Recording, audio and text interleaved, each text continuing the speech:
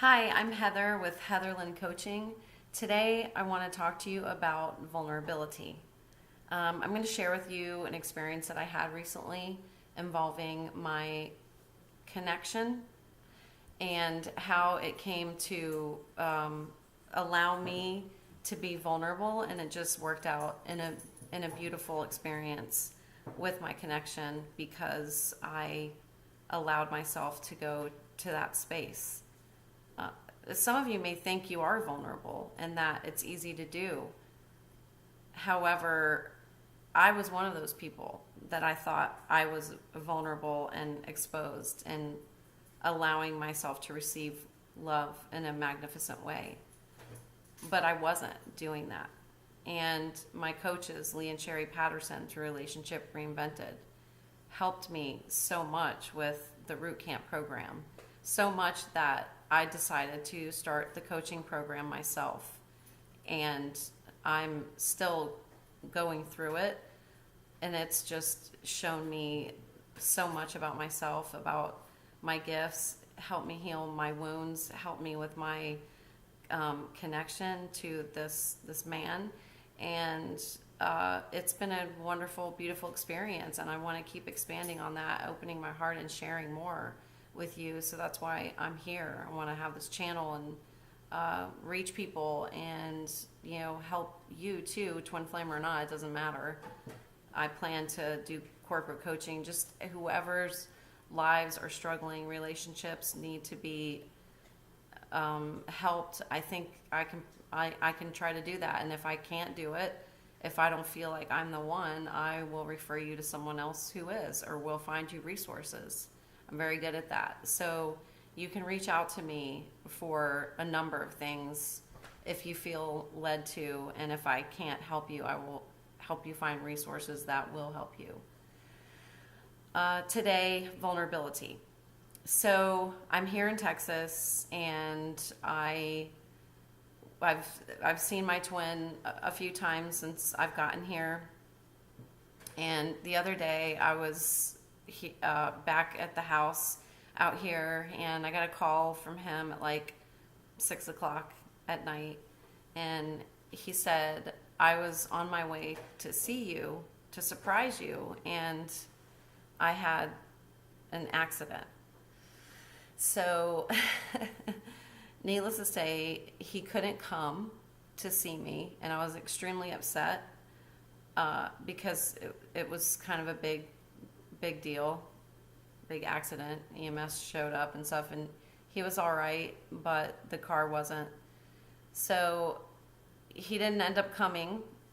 He went home, and actually my friend, our mutual friend, the person who we found each other through, was the one who went to go get him and help him. So he ended up taking him all the way home and stuff. And this whole situation just really, really upset me. As the evening went on, and I talked to him, and, he was like, I'm okay. And he seemed, like, what are you going to do kind of thing. So we didn't talk anymore. And then I was upset about that because I was like, what do? I feel like I'm not being there for him because we're not, I don't want to bother him. I don't want to I don't want to text him or just, he's trying to deal with this. So about 8:30, I sent him a text and just said, I hope you're okay. And, I want to, I don't know I can't remember what I said. It doesn't matter. Anyway, I just proceeded to get more upset, and I started crying. Like, about 9 that night, I just started bawling. I couldn't stop. I was just so upset, and I just went to my room and went to bed because I'm staying with my friends, and I'm not going to sit around in front of everyone and be bawling and just not comfortable. So I went in my room, so I could ugly cry.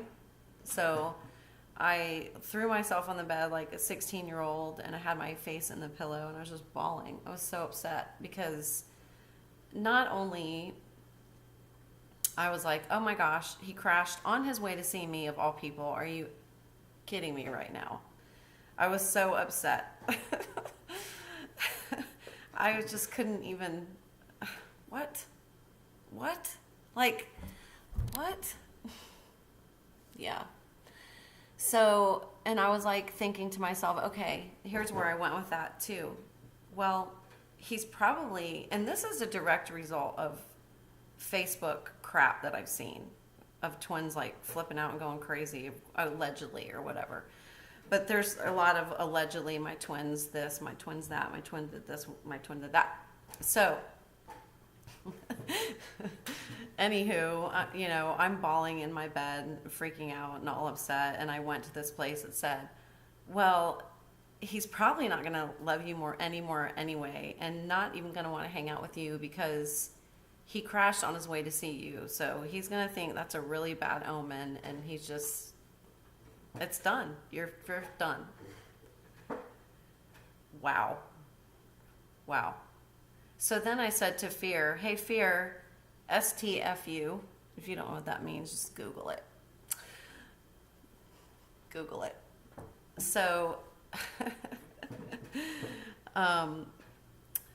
I then was like, wait a minute, that is so ridiculous. And I'm like, you're just laying here bawling your eyes out. Like, and I can't believe him. Like, are you kidding me? I'm not going to see him now. Like, he crashed. I'm not going to see him. I'm so worried. I'm really upset. This is awful. So I call him. He doesn't answer. I leave a message, and I'm crying on my phone.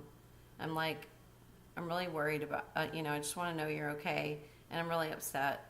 So he called back a little later, and needless to say, the night ended well. Brown chicka brown now.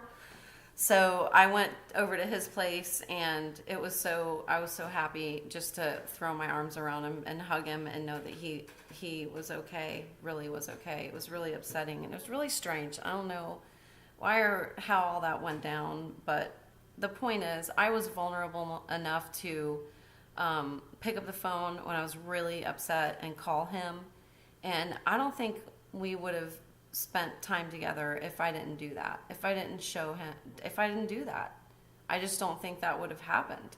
So I'm really proud of myself for the healing that I've done to be able to go to that space and share that with my twin and now you all, because I don't think I could have done that 6 months ago, 8 months ago. I just couldn't have. And my twin received me so well, and he was so loving and sweet, and it was beautiful. And I would have not had that experience had I been listened to the fear, and which are just thoughts, and they lie to you anyway. Follow your heart, follow that towards the vulnerability. That's where your vulnerability lies, is within your heart and here. It's not out here. You're not going to find vulnerability out here. You're not going to find peace and love out here. You have to go with inside you and start looking inside you to see where your fears are, where you're blocked, and so that you can uncover the reasons why and be more open. And when that happens, the universe starts to respond to you in a different way. The universe is vast and will give you abundant amounts of whatever you ask it for. So if you're asking it for negative stuff all the time, you're going to get that, and you're going to get more of it compounded and piled up and piled up and piled up. If you're asking it for love, peace, joy, abundance, you're going to have more of that, and there's going to be more people brought to you and more people put in your life to allow for that kind of growth to expand. So vulnerability is super important to learn how to do that, not just with your twin flame connection, but with everything that you can. So thank you for listening. I hope that this has helped somebody today.